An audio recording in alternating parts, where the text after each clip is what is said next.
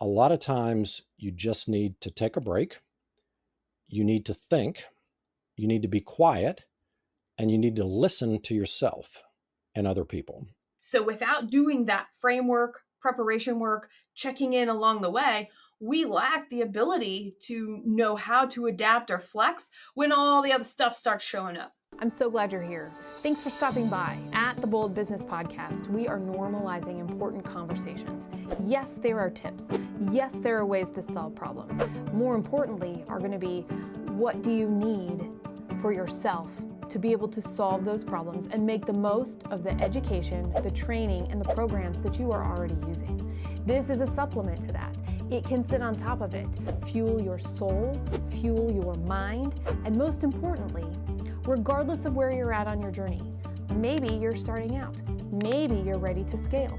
Maybe you're going through reinvention. The conversations we are having will help you at each of those stages.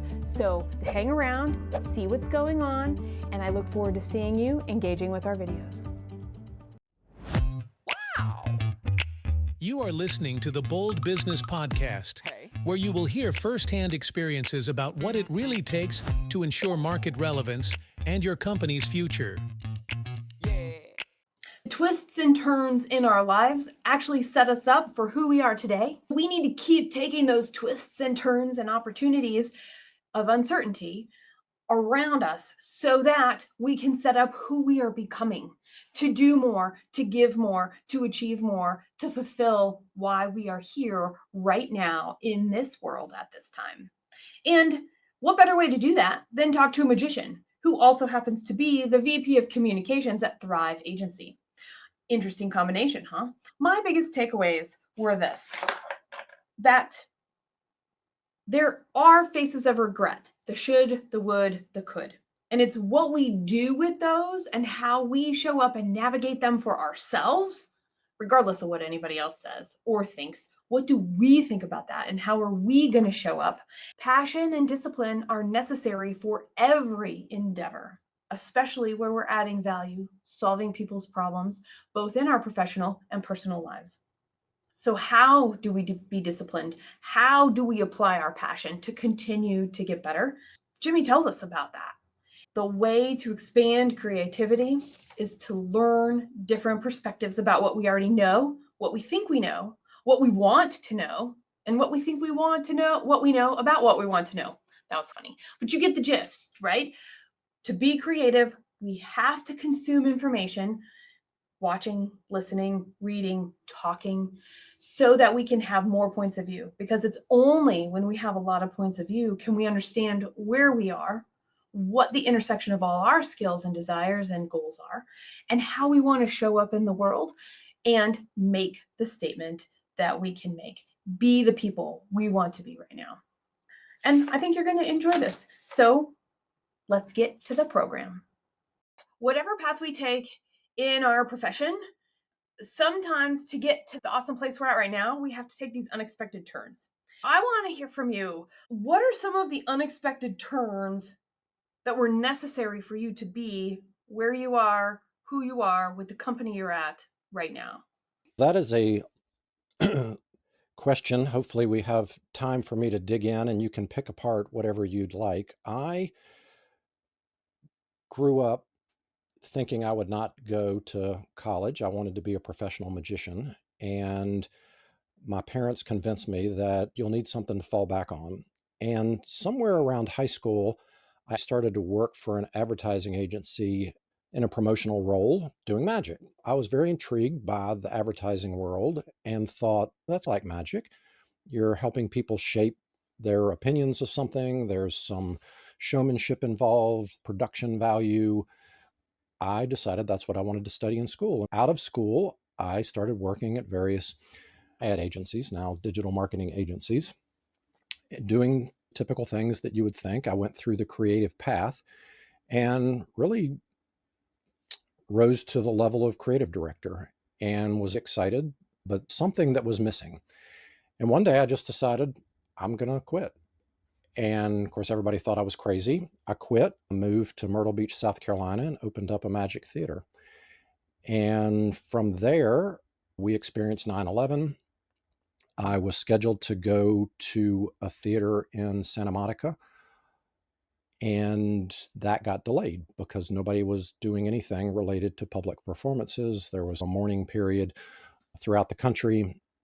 And when that finally opened up, I packed all my belongings. I drove cross country and lived in the theater for a few months. I would wake up, walk downstairs, do multiple shows during the day, and satisfied that itch of being a professional magician.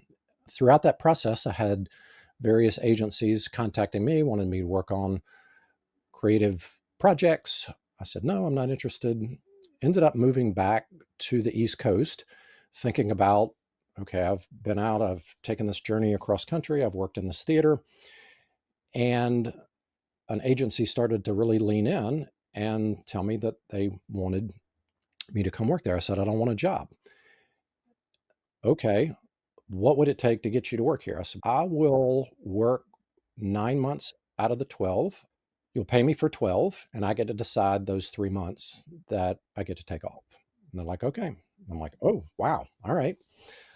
That sounds like a good plan. So I started working with that agency, and I found that my perspective on things had changed when I stepped away. So I'd probably stepped away for 6 to 8 months. And that experience of doing what I did informed how I went about my creativity and thinking through the campaigns that I was working on.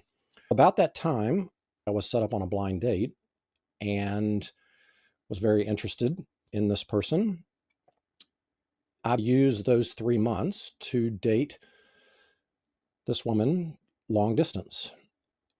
We will be celebrating 20 years of marriage this year. So blind dates do work. I jumped back into the world of agency life. I was working at a pretty large Omnicom agency, which is a holding company for advertising agencies, and was the creative director. There were branches all over the country, all over the world. I think there were 23 branches in the US, and the person managing the branch said they were leaving. They weren't interested in doing that anymore.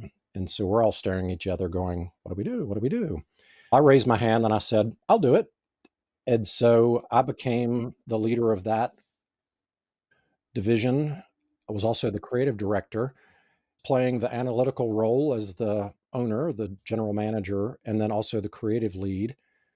And as I thought back through that journey, that was probably the best decision and the craziest outside looking in decision that people experienced, family, friends, but I wouldn't trade it for the world. So I would say that's probably the biggest career detour I took. And yeah, there's a whole lot behind each part of that. You know what I realized? I knew here's where my brain went as I was listening to you. I'm like, it's so cool you lived in a theater. I've always wanted to do that. I didn't know you could still do that in my lifetime. That's something I associate with the 20s and the 30s and the 40s when everybody lived and worked exactly where they were at because housing was hard, resources were hard, and it was easier to just go to sleep when you were done, wake up the next day and start over again than it was to go home or come back or any of those things. That's the coolest thing ever that you got to live in a theater. It was cool. What were your biggest learnings? Quitting, driving across the country, living in a theater. What were your life lesson takeaways? There's this monster we all wrestle. It's called the three faces of regret: coulda, shoulda, woulda. And I didn't want to let that monster win. You know, you always hear stories about, I don't want to wake up when I'm X age and regret doing this. And so I just said, now's the time. I'm going to go for it. I don't have any responsibilities to prevent me from doing that. So why wouldn't I do that? When we think about making a decision, the decision is the hardest part. And then you have to step over that threshold into uncertainty and figure out what's the next step? What's the next step? And once you make that decision, then you've committed. If you look at story structures, there's some incident that occurs that sends that person on the journey. I guess that was my defining moment. And so I had to unwind all of these things that I'd pretty much been in the agency world at that point for about 10 years. I felt like I was in a rut. And the only way I know to get out of a rut is to do something different. And so I could go to another job and have more of the same. Or I could say, I've had this passion since I was a kid. Let me go ahead and pursue that.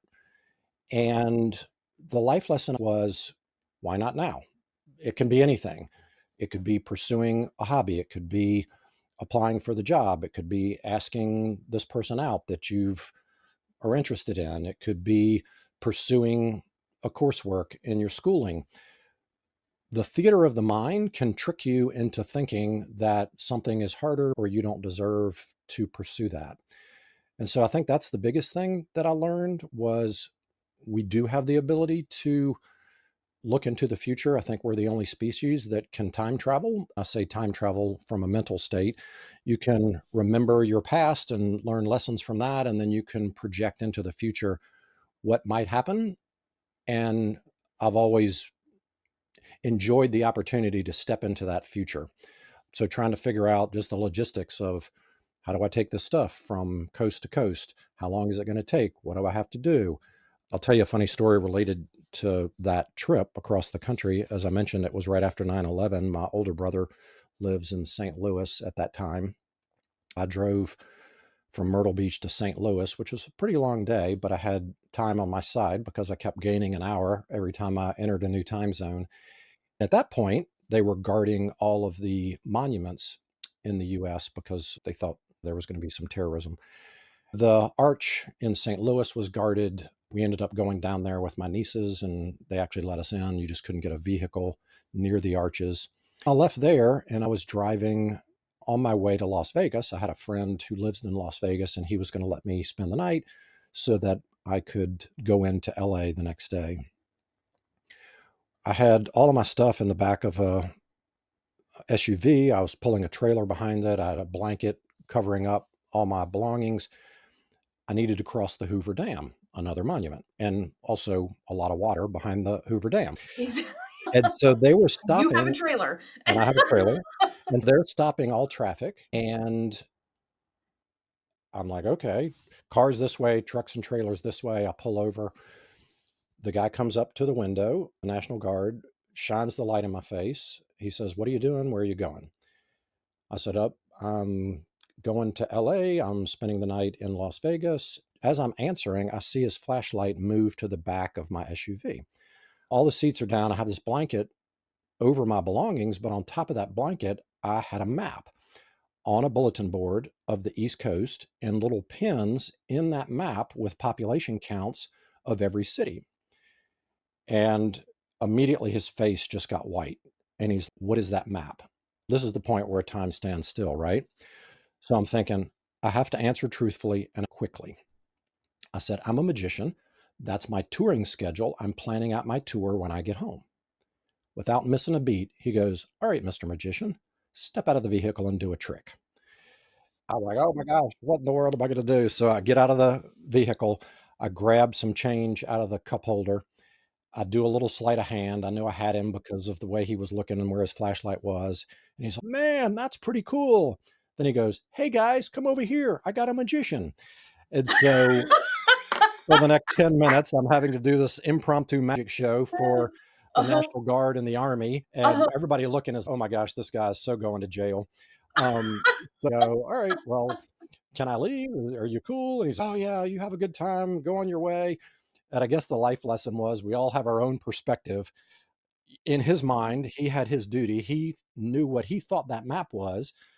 To me, it was perfectly innocent. And so to be able to put yourself in somebody else's shoes and see the world through their eyes can get you out of jail, can keep things going in a good direction. But it allowed me to have a new sense of empathy. So that was a fun story. And there's other things that happened along the way that I wouldn't trade for the world. Share your thoughts and questions in the comments below.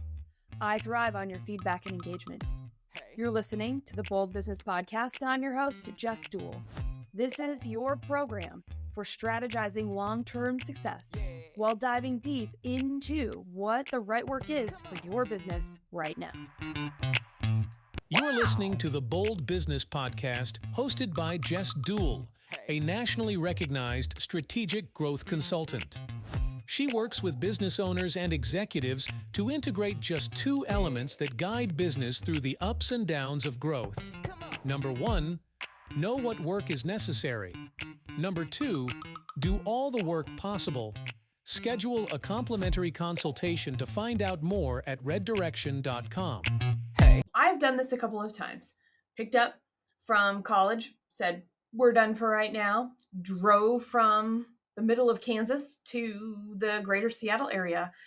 I remember being grilled by my mom because she's like, why would you do this? How come you would quit your college education? Neither of my parents went to college. It was an expectation that I would, and I was paying for it. So there were some perspectives and other dynamics in that. But I just looked at her and I said, I want to go. If I don't go now, the opportunity is going to pass. And what's the worst that can happen? I have to come home. So here I am, this 19, 20-year-old person. And I'm like, what's the worst that can happen? I'd have to come home. And that's not, my pride will be hurt, but that's not that bad. Of course, between you and me and everybody who's listening, there was no way in hell I was going to go home. I was going to succeed. That was the first time I think I have been in a situation like what you were describing here. And it sounds like you've had many. To be able to look back and go, yeah, here are these life lessons. Going back to what you said about not letting the facets of regret win is an incredibly important thing.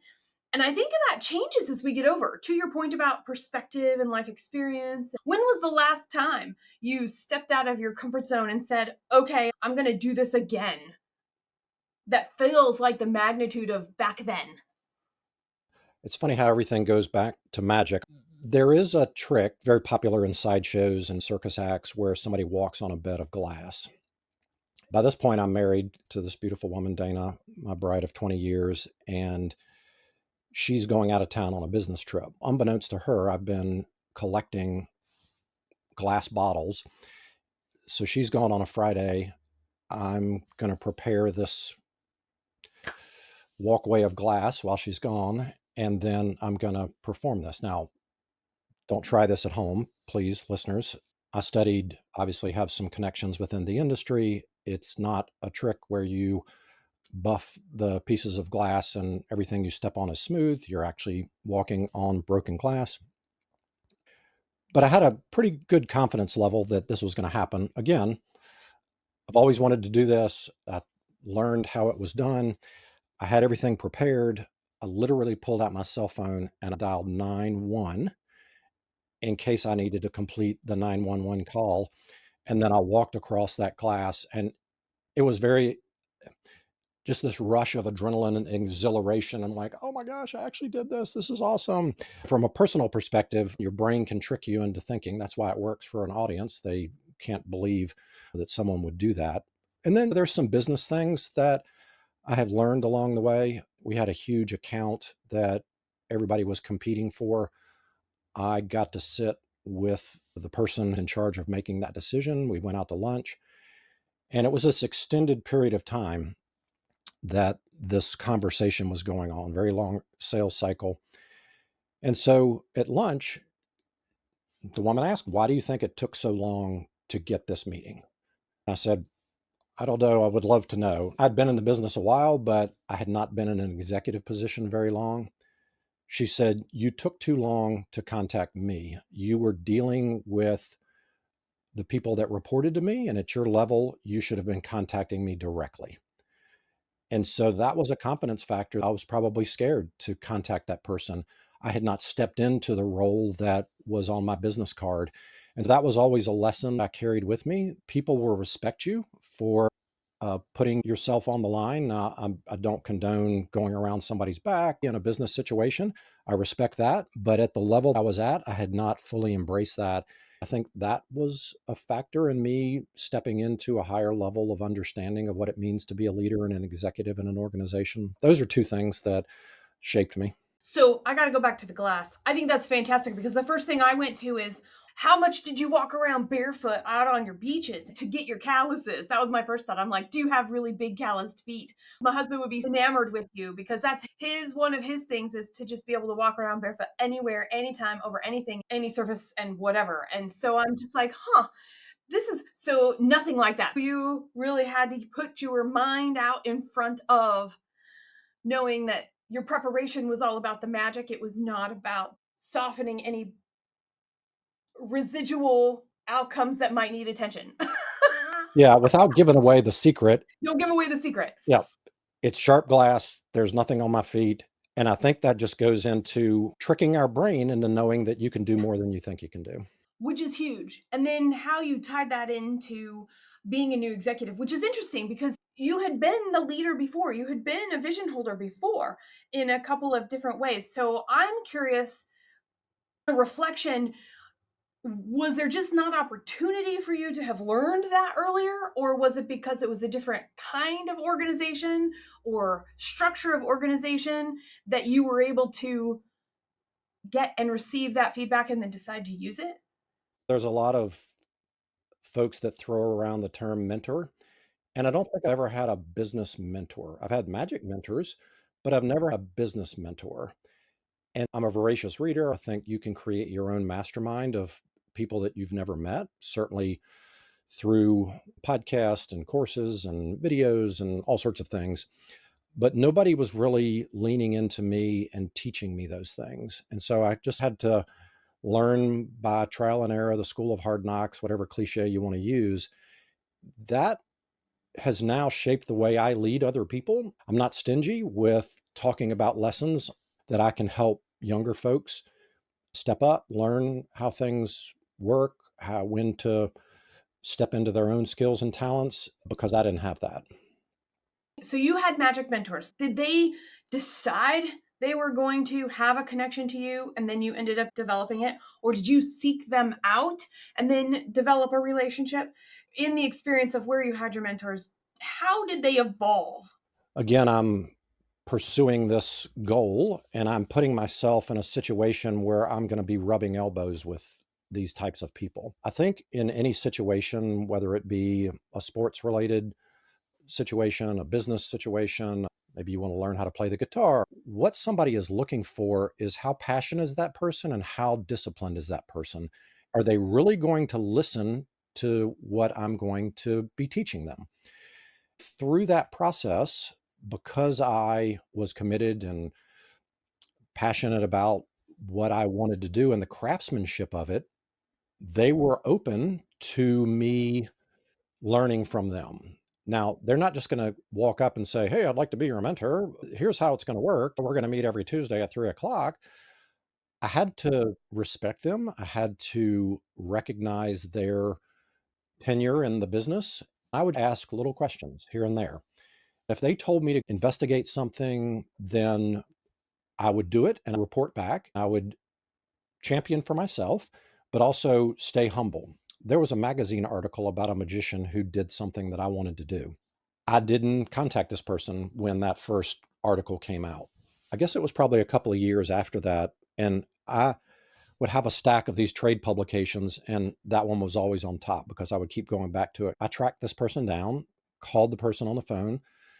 They said, "I am busy right now. Would love to talk to you. Call me back next week on Thursday at 11 a.m. Eastern." Okay. I waited.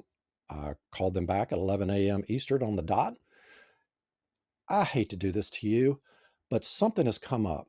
If you could call me back next Friday morning at 9 a.m., that would be great."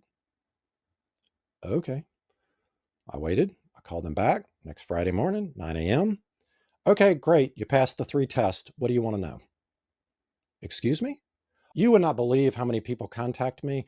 I just finally had to say, if you can't jump through 3 hoops, you're not determined enough to get the answer. "So you made it through the 3 hoops. What do you want to know?" I said, "Do you mind if I record this?" "You can record the call, no problem." That told me doors open if you're focused, if you are respectful, if you keep to the plan. And so I always remember that. If you're thinking about that in business, how many times do you get the "no thanks, we're not interested"? If you really believe that this relationship needs to happen, you'll keep after it. Sometimes it's not as obvious that when you get to that third one and you pass those tests. Sometimes it takes years. Sometimes there's other dynamics around, especially in the bigger organizations, that other dynamics and politics and people and priorities don't align, even though you or I or whoever's listening are the right solution, and to be in touch and repetitive, but to do what needs to be done to have that connection sets everything for the stage to be right and to have other introductions along the way. There are probably some significant other things that have come out of that for you. I know they have for me, which is an interesting thing. But I got to go back to, you said at the beginning, I want to rub elbows with the right people, and I need to believe in, I have passion and discipline.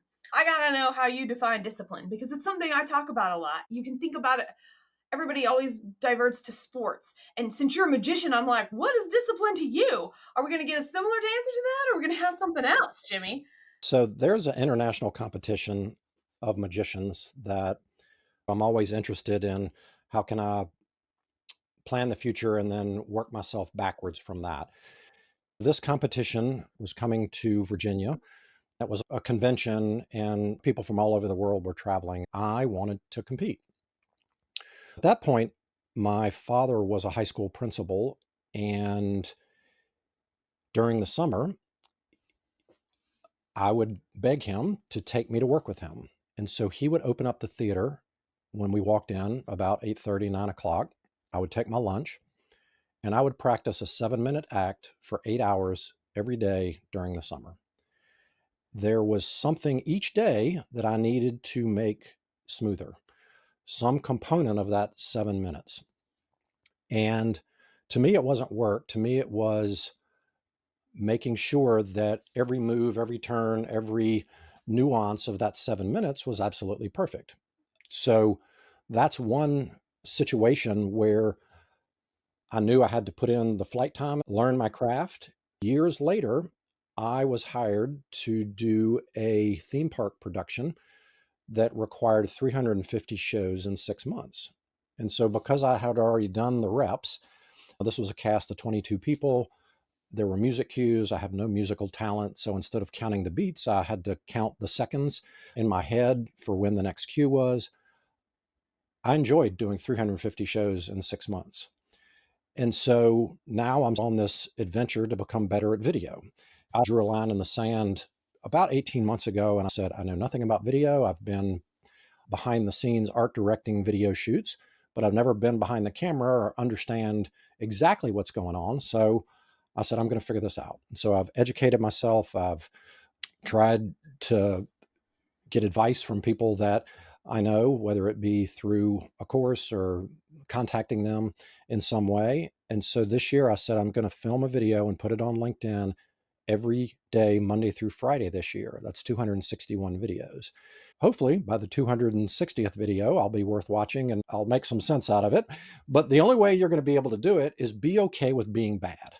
And so that first run through of the 7 minutes was horrible. I was dropping things. I wasn't even talking. It's just to music. And it was a disaster.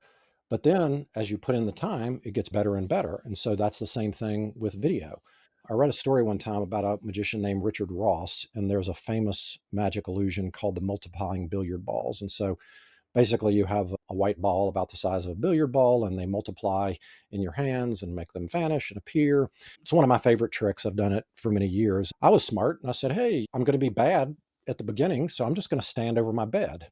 And when I hold my hand and they fall, I'll just have to reach down and pick up that ball and carry on with my repetition. So it's muscle memory and all those things. I read this bio of Richard Ross, a Dutch magician, and he was practicing the same thing. He lived on the second floor of a building and stuck his hand out the window. If he dropped the ball, he had to put the balls down, go down the stairs, out the door, pick up the ball, go back upstairs. There's also a mindset of putting yourself in the position of greatness. What pressure are you going to put on yourself to be excellent? That was another lesson I learned just from reading a biography about somebody else and how they accomplished something that I was interested in doing, the specific applications. So then, of course, I felt horrible about putting my hand over the bed because that was the easy way out. And so I think that's what I'd have done. Yeah, just tried to put myself in a position where I had to get better because there's some sort of deadline and being okay with being bad. I actually think that's the biggest part of discipline myself. It's be okay with being bad. Whether you're thinking about the 7 habits of highly successful people, where you have a beginner's mind or plan with the end in mind, or whether it's, I'm trying to think, Giraffes Can't Dance and You Do It Anyway. That's one of my favorite children's books. It sits on my shelf in my office because every once in a while we need that. I'm like, you have a dance, nobody knows what it is yet. That's it. And how you put pressure on yourself. I think that directly relates to your desire and how it influences other priorities. So you said 8 hours a day. This was your craft and your work. And we hear things that we talk about on this show all the time. How do you have your own deep work time? What does that look like? In an executive role, what is your executive time? How are you overcoming and dealing with constraints that may be planned, maybe not, or reprioritizations for whatever reason? I was really excited to hear you say, I just had 7 minutes and I put in the time and I did it for 8 hours a day and I had something different every day. We forget in this world that moves so fast that there's something to that. So now I got to know your videos every day. How are you feeling about them so far? Good. I'm getting good feedback. They're a minute or so a piece. I like to batch create. I've probably got enough filmed right now to take me through March.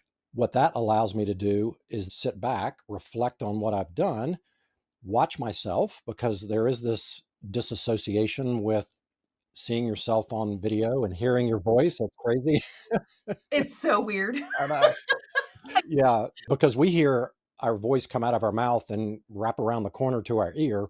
We don't hear our voice the same way we hear somebody else. You got to be comfortable with just sitting there critiquing yourself and watching them and then figure out, okay, how can I level that up? What is the next thing that I can do? I'm your host, Jess Dewell, and we're getting down to business on the Bold Business Podcast. This is where we're tackling the challenges that matter most to you with actionable and achievable advice to get real results that lead to your success. Don't forget, press that bell icon so you never miss a program. And it's time to subscribe as well. Focused on growth? Listen to more programs like this which support the challenges and opportunities you are working with right now. Come on. Search Bold Business Podcast for the key terms at reddirection.com or your preferred podcast listening app. Okay, now I'll tell you a funny story about this whole voice thing. I throw the Bold Business, even though I listen to it, I'm part of production, we're doing all this preparation, I still want to listen to it in the podcast realm. It's one way that I'm evaluating how we're doing, what do I like the flow, all those kinds of things. And one time, this show came on, and it was so amazing. And I'm like, who is this lady? Why don't I know? And then the intro starts. This is Jess with the Bold Business Podcast. And I was like, what the heck? I was driving my car. I had to pull over. I was laughing so hard because my voice I was so into whatever was going on. I didn't even realize it was me. That's So awesome. I was like, I think I'm smart. How's that for an outside perspective? That's awesome. You were in the flow. I was in the flow of something and surprised myself. It's a really good point. I know people shy away from things because they're afraid of whatever, right? I don't have the right lighting. Am I going to look washed out? Will I actually make any sense? Can I prepare a beginning, middle, and an end? Are you doing it on the fly, or are you preparing each one with your beginning, middle, and end, if that's how you're doing it, for your batches? I'm a preparer and I like to know what I'm going to say, but that gives me the comfort to be able to go off script or to add some nuance to it. Some people say they wouldn't want to do it that way. There's a big debate in the magic world. Should you script your show? Should you not script your show? I'm a big fan of being prepared. I think that gives you a comfort, a peace, and then you can always come back to it if you need to. I'm preparing. I want to be thoughtful. I want to provide value. I don't think I can do that on the fly. I think I can get more comfortable with maybe not doing that the more reps I get in. I feel you. And to this day, you've seen our process behind the scenes. I put together a shape with which I will prepare before we record. We may or may not use any of it, but at least I've put in the effort. I've made myself present for this so that I can be present and add value and to make sure we're doing our best for your value to come through. I've always had a knack for it, but I didn't understand where the talent ended and where the skill began. And so that was over the last 8 years of the Bold Business Podcast. When we iterate and change things and experiment, sometimes show to show, It's around that. Can we find that? Where are we really good? Where are we taking things for granted? What are some of the things that help or hurt our process? Can we be better? More efficient is always great, but can we be better? Can we deliver more value? Are we putting in the time ahead of time? Even with video these days, I know a lot of people are trying it. If you're one of these people, there is no judgment here. We all have to get in with 2 feet. There's no judgment. They're going to talk for a little bit and then they're going to go. Here would be my thought. Until we do it and speak out loud, we don't know. I'm working with some middle school kids that are going to a competition. They have to pick a topic, prepare it in 15 minutes, and then give a 3 to 5 minute presentation. Yeah. And so we're practicing, and their biggest thing is they're talking super fast. And so I'm like, your minimum is 3 minutes, and anything under this, you're going to get penalized. So their one task for this preparation, Jimmy, is set a countdown timer, like an egg timer on your phone, watch, or a separate egg timer device for 1 minute, and then pick a book and read out loud for 1 minute and do it 10 times, because now you know how much time it takes and what that time feels like. To your point about scripting or not, I like to have some concept because then I understand the milestones regardless of what happens in between. Hopefully, we'll see if that's helpful to them when we don't hear our voice, when we aren't used to talking 3 to 5 minutes at a time. How can we do that? How do we get that experiment? We'll see how that works. Look at you. You're doing all this preparation, but you've done magic shows that are a lot longer than 1 minute at a time. Oh, yeah. Yeah. Was it easy to adapt your skill from magic into doing video and learning? Yeah, I think there's some performance techniques and some skills related to messing with equipment and plugging things in and understanding the proscenium of the camera. For those who don't know, a proscenium is like the picture frame of a stage. The more you can study things like that and the ability to communicate, you're staring at something that's not a person. So how do you have personality? It's the hardest thing ever. That's why you're here, and I don't do it by myself, Jimmy. Right. It's hard to do it on your own. Kudos to that. I have a guy that we've been masterminding with. We met at a conference probably 12 years ago, and we've talked every Friday morning for 12 years. We talk about everything, and my wife will not let me get by with anything. I have those 2 people that I will show videos to, and they are pretty brutal with their critique, of course, lovingly. When I first started doing a couple of videos, I would show them to my wife, and she's like, "What are you doing with your eyebrows? That is creepy looking." And I'm like, "I don't know. What am I doing with my eyebrows?" And we're often our worst critic, but then we have blind spots that we don't see. The more you're self-aware and the more you understand how you're coming across, then you can play around with that. Somebody taught me, when you're trying to manage all of these things, don't change more than one thing at a time or you'll freak yourself out. And then just have a filter. Was it better or worse? If it was better, I'll keep that. If it was worse, I'll bring it back to the way it was. And so if you can just say, is what I just did better or worse than it was before, then that's an easier way to attack something that you're trying to make strides in. You said you're an avid reader, and I guess maybe consuming. I know some people say they read books and they listen, and I honor that immensely also. Tell me how you're reading, how you're consuming, and what you're consuming. How about that?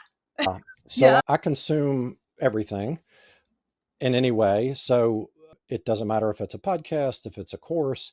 I love a book that I can carry around. I have a Kindle that I carry on a plane. And also, if I'm reading in bed and don't want the lights to be on. 2 things that I'm reading.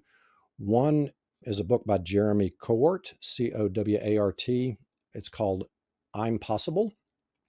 If you look at it, you think it says impossible, and that's part of the book. He's a photographer, but way more than that. He's a humanitarian. He has made incredible impact around the world, and it all from something his parents taught him when he was a kid. And it's a very humbling book because you think about, yeah, I'm nice to people. I help out when I can. The trajectory of what he's purposely done to put himself in a situation to help people globally is amazing. So that's an awesome book. I'm in a new role in the company that I work for, Thrive Agency. One of our folks was wondering if we're going to post on TikTok.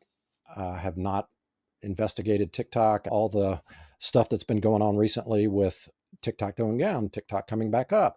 And so I just said, I don't know anything about it. I'm going to read a book and I'm going to.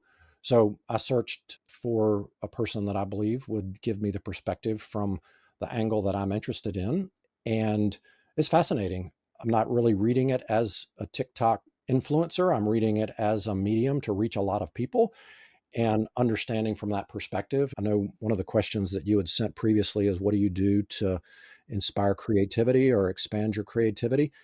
I think it's something that if you have a strong opinion about in a negative way, or you have zero knowledge about, go read about it, go experience it, go do it. I had a friend that was a photographer for NASCAR, and I was not interested in car racing. How many hours can you watch somebody make a left turn? He said, do you want to go? I'll take you in the pits. We'll meet the drivers. And I'm like, sure, I'll go. I had a new respect and admiration for what goes in to that sport. Learn more about something that I maybe am judgmental about, or have a negative opinion about, or have a lack of information about, just so I can be aware of whether that opinion is well founded. This is what's really going on behind the scenes. The way you were describing it, I'm like, oh, critical thinking. How do we decide we have a point of view? And then how do we evaluate what's around us to know what is coming in this point of view from this decision that has been made? And then being able to tie that back. Are we creative enough? Are we measuring the right things? Are we doing the work we said we were going to be doing? Whatever those questions are. And I'm very curious about this. So being creative, having all of these things, learning and growing. How do you know when to measure a result of progress or change? And how are you doing that naturally, whether it's self-development or whether it's in your role at Thrive? We're very focused on success and increasing revenue or our key performance indicators. A lot of times you just need to take a break. You need to think, you need to be quiet, and you need to listen to yourself and other people. I feel that when I find that I'm pushing too hard and trying to force something to happen, that's the worst place to be in, because you're going to make bad decisions. You're going to piss people off. You're going to offend people. And you need to be more thoughtful in your approach. And that's the way I have seen in the past that things happen for me in a better situation. The other thing you can do is overcommit and put too much pressure on yourself and your team to accomplish something unreasonable, and it's going to end up tanking. I'm all for stepping out on a limb, but over and over again is exhausting. That's not a culture you can sustain for yourself or within an organization. With age, you think comes wisdom, but I think it's more scars that, yeah, this is probably not going to turn out the way that we want it to. So let's rethink how this is going to go and make sure that we set checkpoints along the way to understand if we're moving towards the goal, away from the goal, or we need to redirect what we think the goal is going to be. And so I know that's a lot of talk about how to set goals and how do you know you're doing a better job. Here's what I took away. I think because it's not data driven, it's not rich, you can't communicate it. When those goals are made with that framework you outlined, we've got to keep a pulse on everything that's going on. Unexpected stuff happens that we have to throw into the mix. So without doing that framework, preparation work, checking in along the way, we lack the ability to know how to adapt or flex when all the stuff starts showing up. And so I agree with you that in general, it's fluff, and it's too bad it's seen that way, because that's where the real magic, that's where the real possibility is, at the beginning. And then execution is, how do we have to MacGyver it, or if we have to backtrack, we're not actually starting from zero because we have data, that we have all these other things that people forget along the way. I was championing a restructure of the organization about 2 years ago. We're a pretty large agency, close to 200 people, considerable number of clients. We were losing touch with team members working together and team members interacting with clients. And so we actually moved to a matrix organizational structure, which is basically we divided the company up into 4 teams. And now we have the camaraderie of those 4 teams working together. So we basically created 4 boutique agencies within the larger agency. What's the best time to do that? Not 19 years after you've been in business, right? We actually decided we would do a test We took a fourth of the company, a fourth of the clients, and a fourth of the team, and we had a 3-month window where we were going to try to break it and make all the mistakes so that we can apply that learning to the other 3 teams.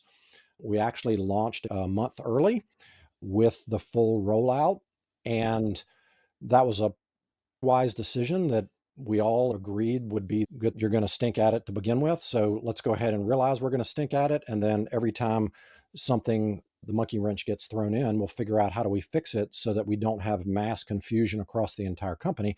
We just have mass confusion across a quarter of the company, and we want to make sure that we protect our clients' results, and we protect the health of the people who work on those projects. How long did that project take to do that reorganization from beginning to end? We started working on it behind the scenes about 8 months before we introduced it to the rest of the company. Then there was a PR tour where we go around and explain what's going to happen, answer all the questions, and get buy-in. We launched the first group in March and rolled the whole thing out in June of that year.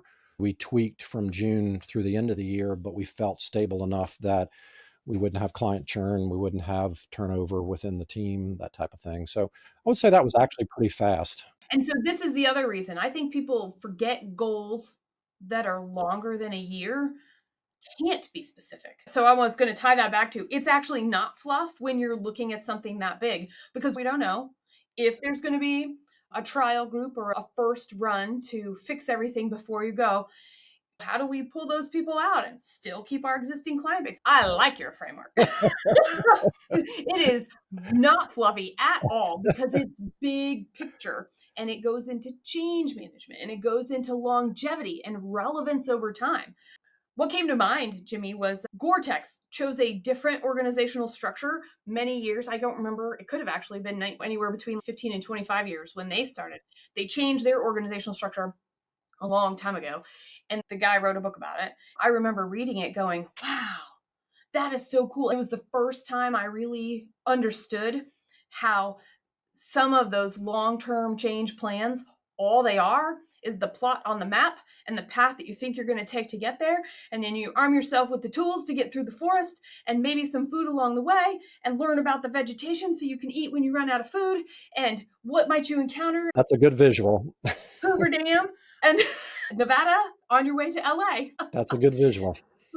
And so there's a forward-looking piece to that. And that's actually the reason I really like your story, is that it was, here's what we're doing, but here's what we could be doing. So how do we do that? Always looking to the future, which everything you've shared today does. So I'm curious, what makes it bold to keep looking to the future as you learn and experience and try new things we may not be good at right away? Yeah, there's nothing sure in life except for change. If you want to stay stagnant, the rest of the world is going to change around you, whether it's personally, professionally, whatever the case may be. And just being open to embrace that liminal state. And that liminal state is that uncomfortable threshold between where you are now and where you want to be. And that's a very fearful place for many people to reside. But it's a muscle that we all have these things in our head that it's going to turn out this way, it's going to turn out that way. And being okay with walking into the unknown, if you believe and have the skills to navigate this adventure. Oh, you're an adventurer. I just repeated you. I believe the reward is great when we continue to push and improve and get better. Personally, I get bored with the same old. When you hit a ceiling, break through the ceiling. I saw a picture one time about, it was a circle, it was a small circle, and you were this little dot in the middle. When you get close to the edge of that circle, if you break through, then that circle has to expand to include you again. Every time you break through, your circle gets bigger and bigger. So you can decide, do you want to play in a big circle, or do you want to keep your circle small and be okay in this safe little world? Which, again, you can say safe little world, but things are going to change whether you like it or not. So you might as well have some ability to navigate those changes. And don't do it by yourself. That's why we're together in this journey. Grab some other people that can help you along and pick you up when you stumble. Every single time I have a conversation, I take away something that I want to share with 25 people. I know when you're listening to this podcast, you're also listening for that and will have something that you want to share. In the comments, I would like for you to engage with us. What is that thing that you want to tell 25 people from this program? Here's why it's important. It's important because, yeah, there are going to be how-tos. Yes, there are going to be steps.